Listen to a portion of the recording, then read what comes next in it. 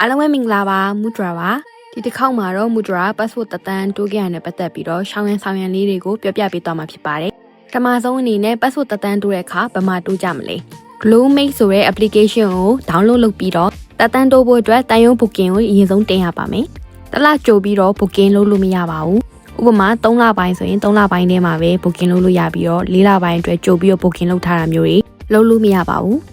ဒါကတော့လိုအပ်တဲ့စာရေးစာတမ်းတွေပါဒီထဲမှာမပါတာကတော့တန်ယုံမှာနိုင်ငံရေးမလုပ်ထားပါဘူးဆိုတဲ့စာရွက်ကို A4 စာရွက်မှာလက်ရေးနဲ့ခြိုက်ရပါတယ်ပြီးရင်တော့ချက်လန်လေးပေးပါတယ်အဲ့ချက်လန်လေးကပျောက်လို့မဖြစ်ပါဘူးအဲ့ချက်လန်လေးရှိမှကိုစားထုတ်ခိုင်းတာဖြစ်ဖြစ်